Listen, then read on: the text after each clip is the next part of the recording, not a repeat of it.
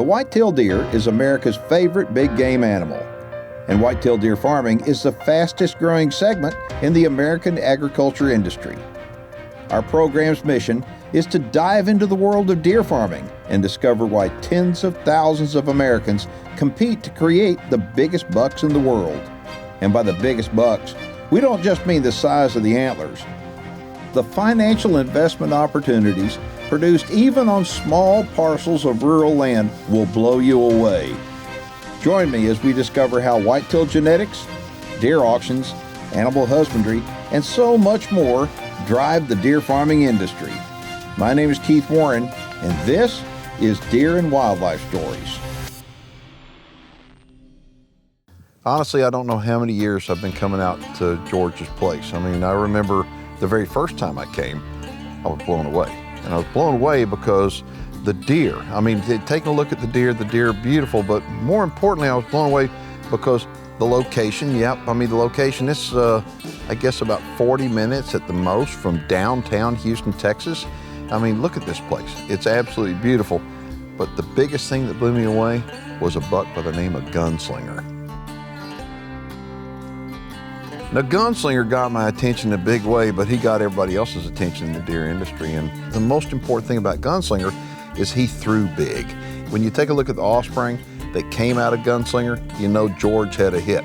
But the thing about it is, it's like George didn't want to be known as just a one-hit wonder, so to speak, as just having a buck by the name of Gunslinger and everybody in the country talking about him. George continued breeding and pushing his genetics more and more. And now he's got some bucks that, well, they'll smoke Gunslinger. My name is George Tunal. A lot of people ask how I got into deer farming, and we do a lot of misting systems. I own Houston Mosquito Control, Mosquitax, and Deer Guardian. So we got into the deer industry helping them protect their deer from bugs. And one thing led to another. I went home and told my wife one day, I said, you know what, we're gonna get a couple deer. I said, we think we need a few deer. We still laugh about that, 'cause 500 deer later, I still tell her every once in a while we go to an auction, I may buy a few deer, and she gets laughing. You did that once. Look at the deer are beautiful. They're absolutely beautiful. Like that guy right there, look how wide he is. Who's that? Just a deer out of Gunslinger. Is he out of Gunslinger? Yeah. I'm telling you, folks, Gunslinger, when I came out here years ago, I fell in love with Gunslinger just because of the look. What, was it 4 years ago, I guess it was? I mean, how old was he? Yeah, it would have been or, 4 years. He'd have been 4. Gunslinger quickly became my favorite deer, and anybody that watches the show knows that. I mean, I see a lot of deer, but Gunslinger, I just love Gunslinger because I love the look. Now, Gunslinger's got a great pedigree, but he's got the look. And the whole deal about any deer, it's they become real valuable when all of a sudden they've got the pedigree, the look, and they got the performance. Okay, so show me some other deer in here out of Gunslinger. Well, if you look at this one here, he's been on the internet quite a bit. That's Desperado. He's a yearling. That's a yearling. Well, I thought he was at least 2. Look at him, George. That's Desperado. That's Desperado. He's over 30 inches wide, probably 34, 35 realistic. A direct Gunslinger son. Direct Gunslinger son. He's born out here. Born out here. Okay.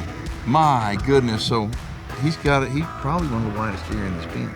Yeah, he is. But the other ones that pretty much rival him are Gunslinger sons as well. So okay, what about this guy right over here? Who's he out of, that wide deer right there? That's a nice deer right there. That's a Gunslinger son as well.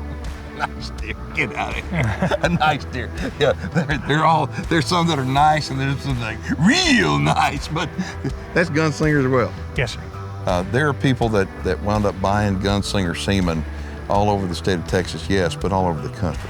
Right. I mean, because I've traveled from Michigan to Ohio to Florida, and people everywhere have bred Gunslinger, and the production out of Gunslinger is incredible. How about that one right there? Who's he out of? Well, that one there, believe it or not, that's a Gunslinger one as well. Okay, so that's what I'm talking about.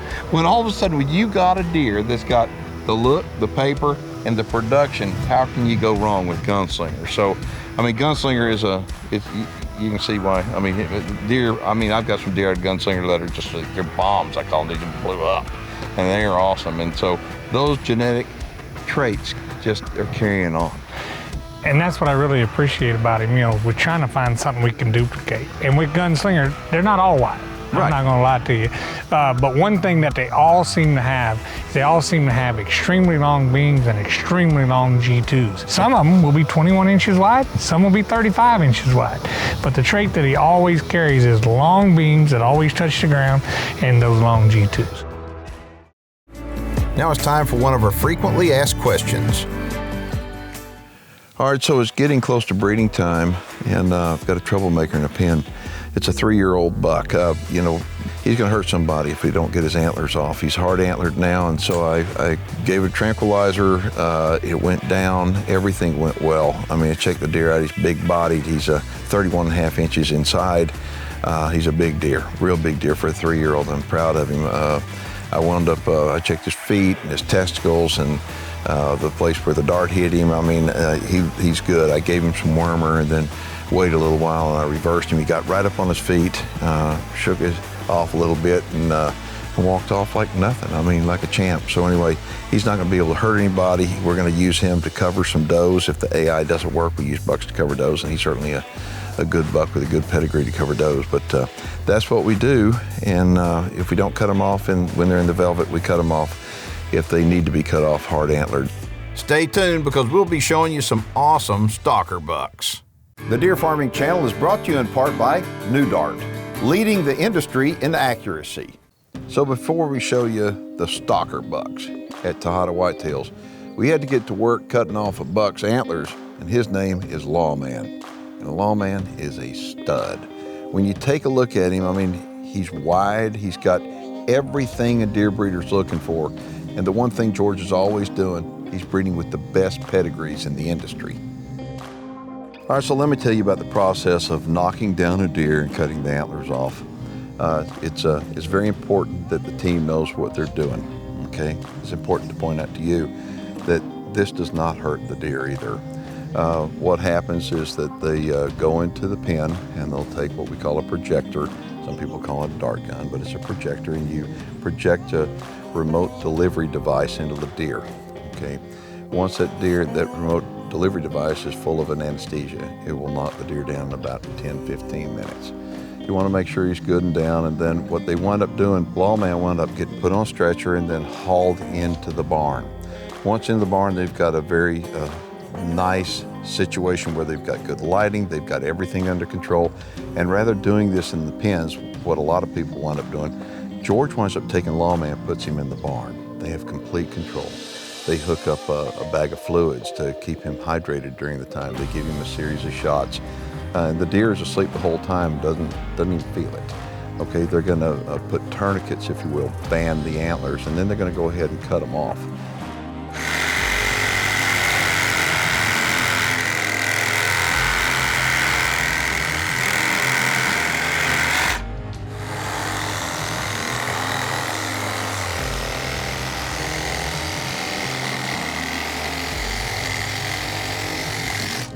Once they cut them off, they're going to treat the top of the antler where they were cut off, and then they're going to take him back to the pen, and they're going to reverse him. He's going to get up. He's going to feel a whole lot better. He's not going to be carrying that big rack around, and it's going to be a lot safer for Lawman. Okay, so we're in a pen of stalkers right now, and I call it, this is a harvest time for the deer farmer. And here at Tajada Whitetails, harvest time is really, really good. That's a profitable crop right there. So as far as stalkers go, tell everybody how old they are and kind of tell them the size of these deer. I mean, where are they going? Why do people want them, and how do they go about getting them? Well, they're 2-year-olds, and we sell it to, and we've had... Wait a minute, all of them are 2? All of them are 2. Yeah. Holy smokes. Okay, go ahead. And the reason they're 2-year-olds because they're getting quite large there. And I mean, who needs a bigger deer than that, I guess is the best way to put it. Right. But, you know, it's something that everybody's trying to get in their herd, whether they're trying to get longer tines, longer beams. Some people have deer that maybe they have width, maybe they don't have width. So whenever they come out here looking for a deer, they look at a deer that will really help them.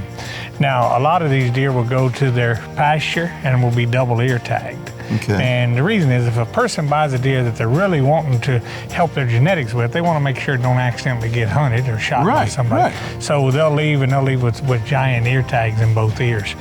And some, I think there's 5 in this pen that are actually going to breeder pens. Well, I should say so. I mean, that deer right there is breeder quality deer on just about anybody's farm but Tajada Whitetails. I mean, well, the guy came, it's funny you pointed at him, guy came to me, he said, I need a deer with long beams and long G2s. And as you can see, that deer's got 33-inch beams and 18, 19-inch twos. I said, I happen to know where one's at. I'm just going to look at him. So he may not have been exactly what I was looking for. Maybe the next guy was looking for to breed. And that's the beautiful thing about deer is, there's a different one for every person. And now it's really interesting that you're seeing guys that turn loose on big ranches. They're like, hey, does that pedigree, is it different than the one I bought 2 years ago? Because I put him in the east pasture and I just soon have different pedigree if I could. Now I like his look, I'm gonna put him somewhere on my ranch. And it's funny that even on 500 and 600 and 700 acres, they're now starting to worry about paper because they're wanting to make sure that they outcross, not inbreed. I'll tell you what, we have done a good job letting people know it is genetics. It is genetics. You got to feed them the right stuff, but it comes down to genetics. So he said people call him up, okay? Give him a telephone number if you want to call George Tunal. 832-622-2571. All right, so when we get back from the break, we've seen some Gunslinger production, we've seen some real nice stalker deer, but I want you to show me a couple of breeder deer. We'd love to. That's every year they grow out, we always wonder what they're going to look like, and we always seem to be happy with what they end up at. Well, let's go look at them. That sounds like a good deal.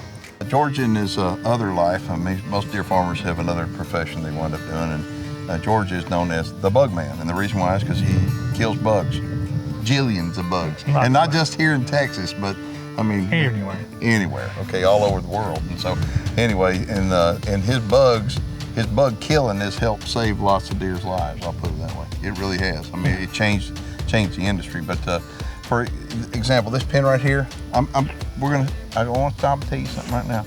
There was a deer years ago that was perhaps the biggest 2-year-old buck that ever lived. His name was Earthquake. Yeah, he was incredible. He was incredible. We can show you pictures of him. The words can't describe it. People say, that was Photoshop.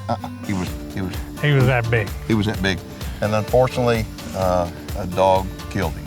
I mean, that's right. And if you want to know what the biggest thing that deer breeders are concerned about really is dogs in their pens. And a dog killed Earthquake. And tell them about this deer right here and how he's related to Earthquake. Well, that's his full brother. That's Magnitude. And Earthquake and Magnitude. Yeah. Holy smokes, look at him. And when you talk about mechanics, I think we talked about last year that I feel, and I know it may sound silly or corny, but I feel like building a big deer is much like building a chocolate cake. You gotta have a little chocolate, gotta have a little salt, gotta have a little sugar. Gotta have a little butter. And you gotta have a whole lot of flour. Yeah. And you gotta admit that he brings a whole lot of flour to the table. And what I really like when it comes to mechanics is that he's got, he's over 30 wide. Okay, that's good. He's got 33, 34-inch beams. Okay, that's good. And I won't even say how many times he's got over 16 inches. I'll just let you show a picture of him and let everybody else to decide. Okay, so you're saying he's his brother. He's Earthquake's brother. Full brother. Talk about a pedigree on him. Well, you start out with that particular deer. He's a free agent son, and he anchors back to Robert Williams line. Really? So yeah, he does. And he's one of those deer that really is a great outcross. And a lot of people have a lot of gladiator line, a lot of express line. Yep. And now keep in mind, Gunslinger is express over free agent. Okay. So again, you got both of the same kind of lines. So what makes him a really neat deer for us is that he's an outcross in most situations. That deer is gorgeous. Okay, so what are you gonna do with him? I'm gonna breed him. He's gonna cover. He's done well for us. He's a good cover buck. His temperament is unreal. He's just like Gunslinger. He'll walk up 10 feet from you, look at you, see what you're doing. If you have a dart gun, he'll make sure there's 2 or 3 deer between him and you. Right. He's magnificent. He is really, really beautiful. So you got semen available on him. Oh yes, for sure. Okay, so but George says he's going to use him as a cover buck, and I think most people go, a cover buck? The reason why a cover buck, tell them why. Well, if you have a 75% rate, I mean, I know there's people that have 95%. We never have. We always run somewhere around that 75% conception rate on AI. That means there's 25 or 30% of your does open, not pregnant. And with the caliber of girls that we run, you got to make sure that they all have a baby if possible. Yep. So if you say AI 30 of them, put them all in the pen, and you have 25% of them open, well, he's got 8 left to breed. Right. Well, that's cool. He is a phenomenal deer. Okay. All right. So you got another breeder buck you want to take me to see, right? Right. What's his name? Lone Ranger. Lone Ranger. Okay. Just to give you a little tease on Lone Ranger. I remember, I guess Lone Ranger's 4 now, and I remember Lone Ranger's a yearling. You're not going to believe his antlers. We're going to cut to a little piece of video of me holding up his antlers. When we get back from the break, you're not going to believe what he grew into. So don't ever judge a book by its cover, especially if you're looking at a 1-year-old. Exactly. Hey guys, it's Ron with LA Fence here. Right now we're getting ready to pound some pipe into the ground, start building our braces. This first pipe right here is going to be one of our gate hinge posts. So we're going to drive this pipe extra deep. We're going to go probably 6 feet in the ground just about. All we're doing is using a hydraulic king hitter attached to the back of a 3-point on our tractor. So right now he just leveled to make sure he's hitting it square. And all he's going to do is just gradually hammer this pipe into the ground until we hit resistance. So here in a minute, it's going to keep going down pretty quick, and then it's going to hit the ground and just start going real slow. That's when we hit resistance, and then when we have solid ground that the pipe's into. If you like what you're seeing on today's show, make sure and check us out online on the Deer Farming Channel. The Deer Farming Channel is brought to you in part by Record Rack Deer and Elk Feeds. All right, so we're back, and we're going to show you another breeder buck here at Tajada Whitetails. So George, who is that right there? Peacemaker. Peacemaker. How old is he? 3. Holy smokes, look at him. How wide do you think he is? I don't know. Put a tape on him. There's people that said he's going to go 40. We'll see if he does. The sad part is that deer did not shed till March 31st. Really? Yeah. If he would have shed earlier, he'd had a better time length, probably. Yeah, you're still going to be surprised. Still going to have a lot of 12, 13-inch tines. At 2 years old, he had 8 tines over 12 inches. Oh, yeah. What is it you think that makes him shed late like that? Don't know. I mean, if I did, I'm not saying, but I might change it. But no, it's just, some deer hold late, and this year, hopefully, he doesn't. That guy right there is the who?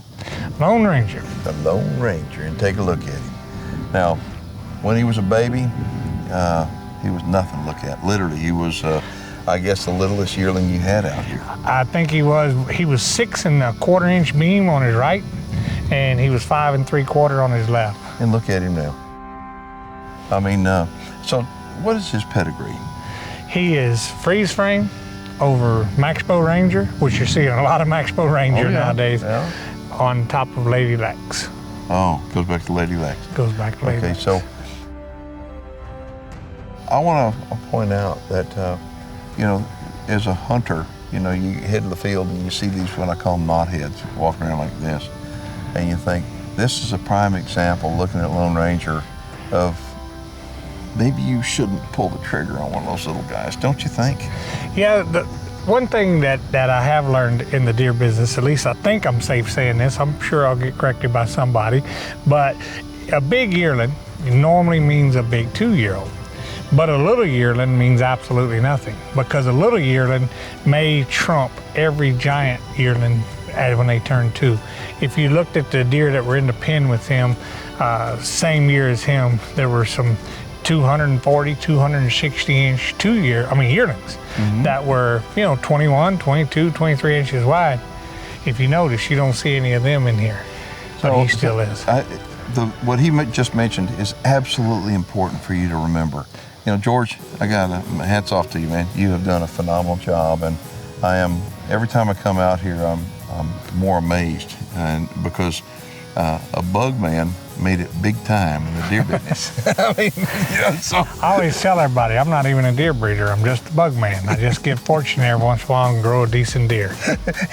he grows lots of decent deer. And folks, if y'all want more information about coming out to Tajada Whitetails and buying some really decent deer, and you need to give George a call. Give him a phone number. 832-622-2571.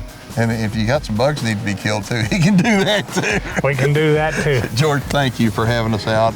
And thank y'all for watching. Folks, it's always a pleasure to come down here. This is just outside of Houston, Texas, and it is amazing. So if you want more information, get a hold of George. If you're watching our television show online, you can leave comments and questions below. Please do so, and make sure and subscribe while you're on our YouTube channel. My name is Keith Warren, and we'll see you next time.